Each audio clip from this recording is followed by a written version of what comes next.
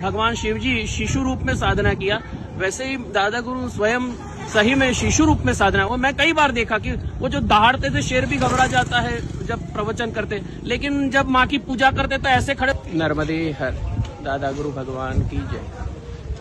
हम पूरे 70 दिन होने आए हैं, गुजरात से निकले हैं।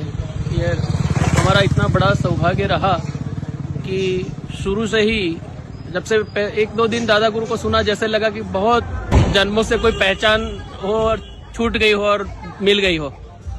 और जो वाणी में जो नाभि से जो नाद निकलता था, नाद देके सुन के इतना अच्छा लगा।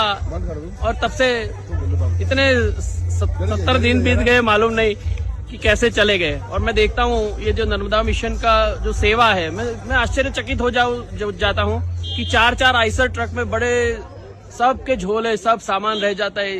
तो इतनी सुविधा सबको रहती है, सबका भोजन, सबका पंडाल बन जाता है, सत्संग मंडप में सब स्टेज बन जाता है।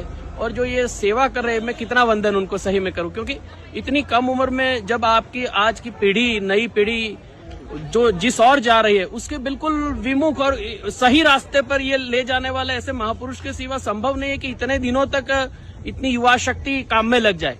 और युवा शक्ति के बिना तो ये परिक्रमा मुमकिन ही नहीं है, क्योंकि सभी में उनकी सेवा है। गद्दे लाना, गद्दे बिछाना, सबका ख्याल रखना, सब सुविधा करना, तो ये माँ की कृपा ही करवा रही है। और जैसे दादा गुरु जी कहते हैं कि मैं ही परिक्रमावासी हूँ, मैं ही वृक्ष हूँ, मैं ही मैया का शिशु। जैसे भगवान शिव जी शिशु रूप में साधना किया, वैसे ही दादा गुरु स्वयं सही में शिशु रूप में साधना। वो मैं कई बार देखा कि वो जो दहाड़ते थे शेर भी घबरा जाता है जब प्रवचन करते, लेकिन जब माँ की पूजा करते तो ऐसे खड़े लोग। मुझे 1-2 भाई ने कहा कि ये दादा गुरु थक गए इसीलिए कर रहे हैं। मैं क्या थक नहीं गया, ये बाल शिशु माँ के आगे खड़ा हो गया है। तो शिशु का भाव शिशुवत होता है, तो बालक माँ के आगे तो शिशु रहेगा, वही शोभा देगा।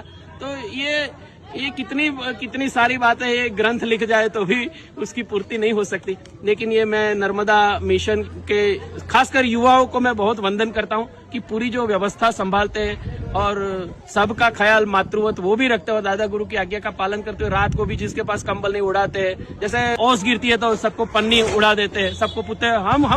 हम शाम का भोजन नहीं करते, लेकिन हर रोज पूछने आते हैं, बाबा जी सो रहे हो, भोजन पालो। मैंने कहा धन्यवाद, वंदन। बोले क्यों ऐसा करे? मैंने कहा नहीं, आप सेवा कर रहे हो, इसको वंदन कर रहे हैं। हाँ, गुरु के जन्मदिन पर सिद्ध घाट में कहा था कि हिंदू एकता दिवस हो, तो सनातनी को एक होने की आवश्यकता इसीलिए है कि जो प्रवृत्तियां संघ शक्ति कलो युगे, संगठन नहीं होगा, व्यक्ति का विचार सिर्फ नहीं चलेगा, है ना। इसीलिए संगठन में हम रहे और माँ की सेवा करते रहे, सनातन की सेवा करते रहे। मिशन को कोटि कोटि धन्यवाद।